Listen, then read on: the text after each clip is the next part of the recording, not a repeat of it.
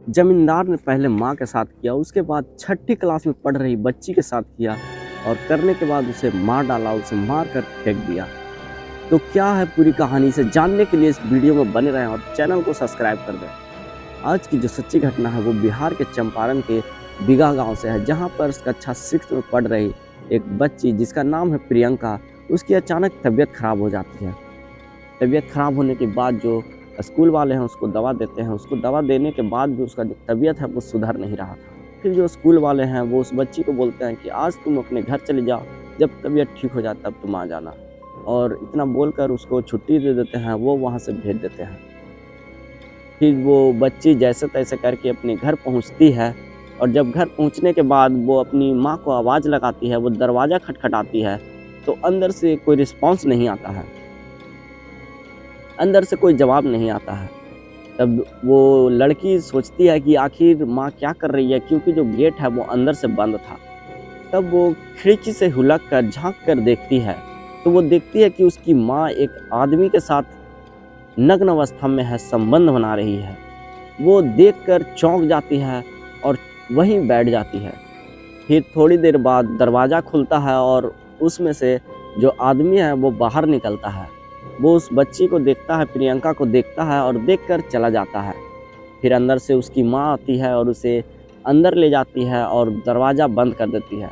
फिर वो बोलती है कि आज तुम स्कूल से इतनी जल्दी कैसे आ गई? तुम्हारा तो अभी छुट्टी का वक़्त नहीं हुआ है।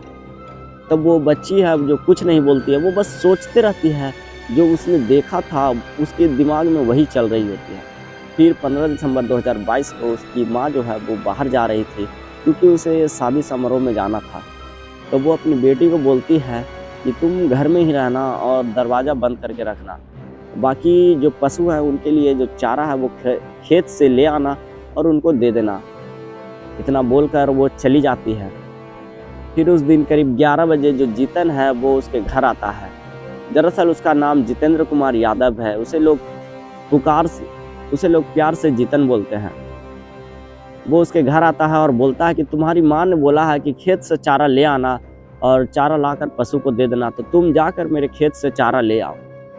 फिर थोड़ी देर बाद जो प्रियंका है वो खेत में जाती है, वो चारा लाने जाती है कि तभी उसे पीछे से कोई आदमी आता है और उसे पकड़ लेता है और पकड़कर उसे मारता है, पीटता है और धमकी देता है कि अगर तुमने चिल्लाने की कोशिश की तो मैं तुम्हें मार डालूंगा।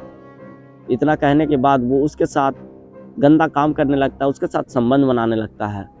जब वो लड़की दर्द से चीखने लगती है तो उसके मुंह में जो लकड़ी का गुटका है वो ठूस देता है और ठूसने के बाद उसके साथ काफ़ी देर तक गंदा घिनौना काम करता है। फिर जब उसका मन भर जाता है तो वो प्रियंका का दोनों आँख फोड़ देता है और गला दबाकर उसे मार देता है। मारने के बाद वो उसे शव को टांगता है और 1 किलोमीटर दूर ले जाता है, जहाँ वो हरहा नदी के पास ले जाता है और वहीं एक गड्ढा करता है। गड्ढा करने के बाद वो उस शव को अंदर डालता है और डालकर वहीं दफना देता है। फिर शाम को जब उसकी माँ, प्रियंका की माँ घर वापस आती है, वो समारोह से वापस आती है, तो वो अपनी बेटी को खोजती है, प्रियंका को खोजती है, मगर वो घर में नहीं मिलती है। फिर वो आस-पास पूछती है तो किसी को कुछ पता भी नहीं था।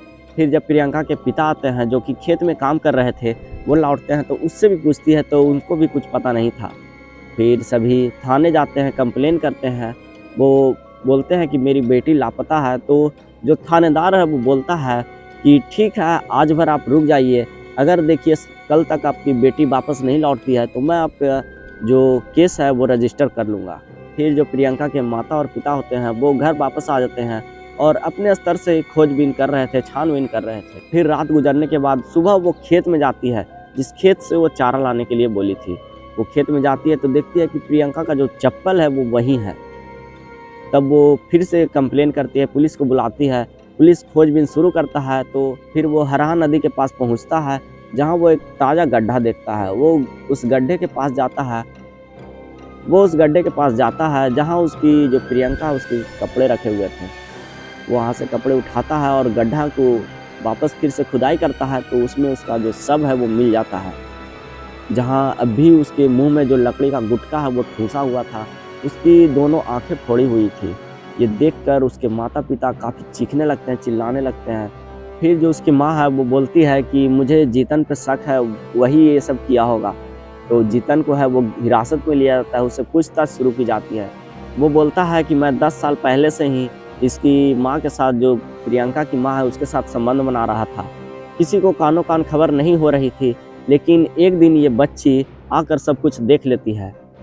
लाख मना करने के बाद भी ये बच्ची कुछ बोल नहीं रही थी, तो मैं इसी डर से इसे मार दिया, क्योंकि मुझे लग रहा था कि ये किसी को बता ना दे। और जो प्रियंका का पिता था उसके साथ जो जीतन की वो काफ़ी अच्छी दोस्ती थी, लेकिन फिर भी उसने अपनी दोस्त की बेटी, पत्नी के साथ ऐसा किया। आप क्या कहना चाहते हैं इस दरिंदे के बारे में? आप कमेंट में ज़रूर बताइएगा। बाकी मैं मिलता हूँ अगले वीडियो में, तब तक के लिए जय हिंद, जय भारत।